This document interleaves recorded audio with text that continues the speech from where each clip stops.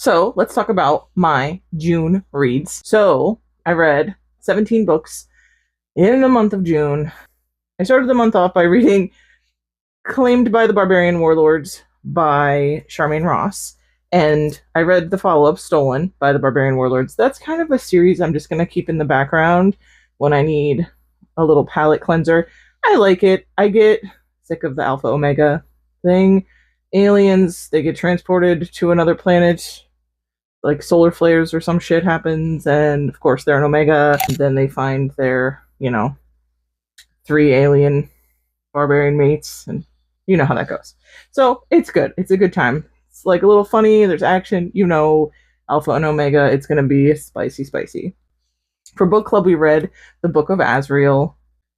It was good. I think it had a lot of hype, and I was expecting more.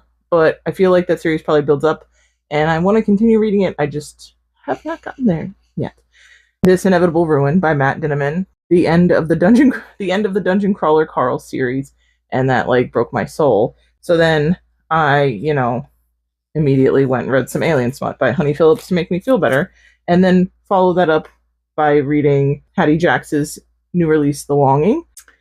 A little bit different than what I was expecting, because it's like the Fae and mythological creatures, but they came forward and talked to the humans, because they needed help and the humans needed something. They made an accord, but then the humans have to give people over to the Fae every so often, and her aunt was supposed to be the next person to go into the Fae realm, and instead she, kicks her out of the car at gunpoint and makes her go be there, and of course her fated mate is, a whole thing. So I liked that book, though, because he was one of those MMCs that's totally clueless, because he was raised all alone and didn't even know what body parts that she possessed.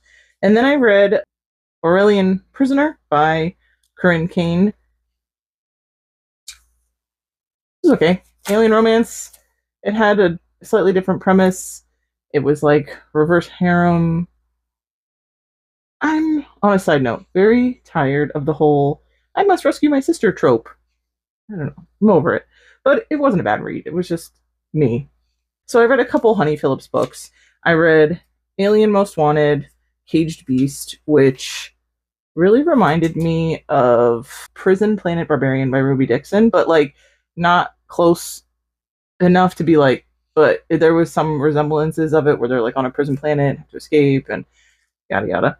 And I also read Alien Breeder, which that's just another thing I use to palate cleanse. That's another series I'm just picking at. Guardian's Heart by Bella Blair.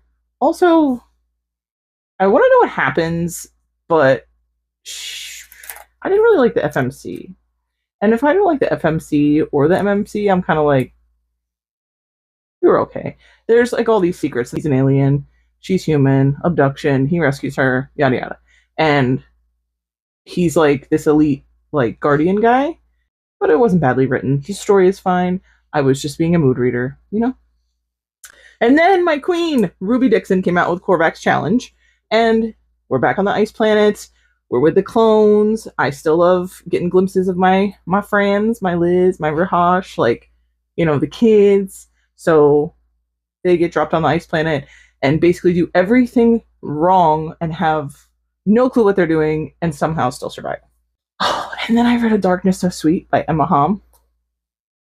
I didn't think I was going to like this book as much as I did. Who knew? Trolls. They're going on the list with the ogres and the orcs. It's fine. Arranged marriage. He was supposed to be getting married to the princess, and instead they, kidnapped the florist from the wedding and put her in a dress and make her marry. But it's cool. She's his fated mate. Doesn't fucking matter. I'm just going to refer to June as the month that Rachel Gillig decided that she was just going to possess my soul, I guess. I decided to listen to The Night and the Moth. It was a whim. I don't know. I guess the books were so pretty that I just decided, I needed something. So I listened to this on audio, and I was never have I ever read or listened to Rachel Gillig before. And my little heart just went, oh. So, read this, loved this, can't wait for the next book, because that fucking ending, though, Like, holy fuck, sorry. Then I decided, okay, that was really good. I've heard good things about One Dark Window, mixed things, but I was like, okay, I bet you it's similar. Like the storytelling, like the magic system probably is awesome. So I read One Dark Window and then immediately read Two Twisted Crowns. Bruh. June is Rachel Gillig's month now. And then for book club that's coming up this month, we had read Upright Women Wanted, and that book is short. I also did that on audio. I think it was like 3 hours. That's good. It's got action. It's got really good themes that, like, I liked the message because it's one of those things, like, if you feel like you're alone or you're wrong for the way you think or the way you feel or who you love, then you need to realize that you're not alone, that there are other people out there that feel the same, and you can find your people.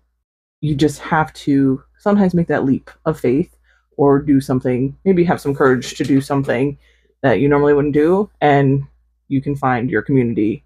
But you may also have to, like, beat up some shitty cowboys and commit murder and have some mayhem time. Then I read this book, Cruel Dragon Lord. Arranged marriage. He's a dragon shifter. She's a human. She thinks he killed her parents. That was like the miscommunication trope on fucking steroids. And I don't even want to call it miscommunication. I want to call it no communication trope.